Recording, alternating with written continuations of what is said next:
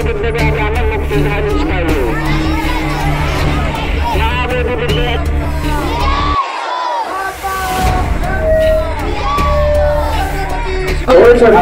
साऱ्या विश्वाला शांतीचा संदेश देणारे महाकारुणिक तथागत भगवान गौतम बुद्ध, भारतीय राज्य घटनेचे शिल्पकार डॉक्टर बाबासाहेब आंबेडकर, क्रांती सूर्य महात्मा ज्योतिबा फुले, छत्रपती शिवाजी महाराज यांच्या कार्याला मी वंदन करतो। खरं तर आज या मोर्चाचं आयोजन अशा निमित्ताने केलेलं आहे आपण की आपला बोधगया हा ब्राह्मणमुक्त झाला पाहिजे। 1949 ऍक्ट नुसार नीती कायदा ऍक्ट नुसार या कायद्यामध्ये 4 ब्राह्मण आणि 1 कलेक्टर असे एकूण 5 लोकांचा समावेश केला होता।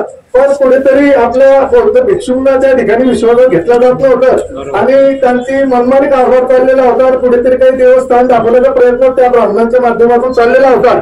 त्याचा निषेध म्हणून आपल्या भंतीजींना त्या ठिकाणी निषेध केला आणि त्या ठिकाणी आंदोलन पुकारलं। तर बिहार पोलिसांनी कशा पद्धतीने आपल्या भिक्षू संघावरती लाठीचार्ज केला, अमानुष अत्याचार केला, म्हणजे या पोलिसांची अशा प्रकारे दादागिरी, या सरकारची अशी दादागिरी चाललेली आहे। तसा आपल्या परभणीमध्ये संविधानाचं रक्षण करण्यासाठी आपला सोमनाथ सूर्यवंशी नावाचा तरुण कायद्याच्या चौकटीत राहून तो LLB करणारा विद्यार्थी तो कायद्याच्या चौकटीत राहून त्या ठिकाणी आंदोलन करत होता। तर कशा पद्धतीनं पोलीस प्रशासनानं याला त्याची हत्या केली रिमांड रूम मध्ये आणि सरकारने देखील त्या ठिकाणी त्या पोलीस बांधवांना शिक्षा देण्याचं ठरवलेलं आहे। तरी सर्व समाज बांधवांनी आता खऱ्या अर्थाने एकत्र येण्याची गरज आहे। एवढंच मी या निमित्तानं बोलतो आणि इथंच थांबतो। माता भगिनी या सर्व मोर्चामध्ये सहभागी झाल्या, खरोखर मी त्यांचे आभार व्यक्त करतो।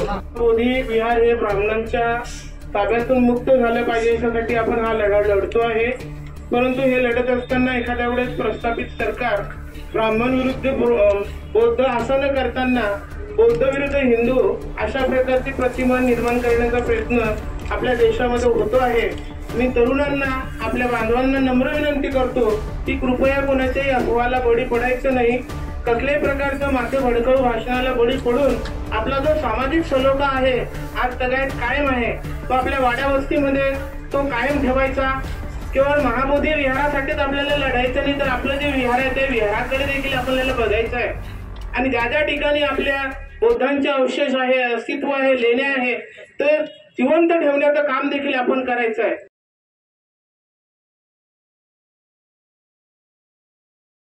आपण इथे जो मोर्चा काढला आपल्या अस्तित्वाचा प्रश्न आहे।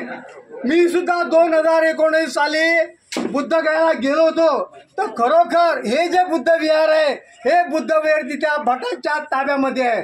तिथे आपला बुद्ध जातो आणि फक्त हे करून घेतो।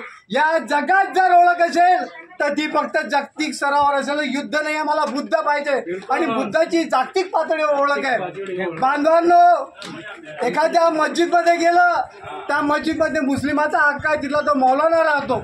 एखाद्या मंदिरात गेलो तो तिथे भटजी असतो, पण आमच्या विहारात हे का? आमच्या विहारामध्ये आम्हाला आमचे बनतेजी पाहिजे। आणि या देशाचा पंतप्रधान जर बाहेर देशात जातो, देशाचा पंतप्रधान जर बाहेर देशात जातो तर त्याची ओळख ही आहे, त्या बुद्धाच्या देशाचा हा पंतप्रधान आहे। सर्वांचं निवेदन प्राप्त झालेलं आहे। आपल्या ज्या तीव्र भावना आहेत त्या मी नक्कीच मान्य जिल्हाधिकारी पर्यंत पोहोचतो।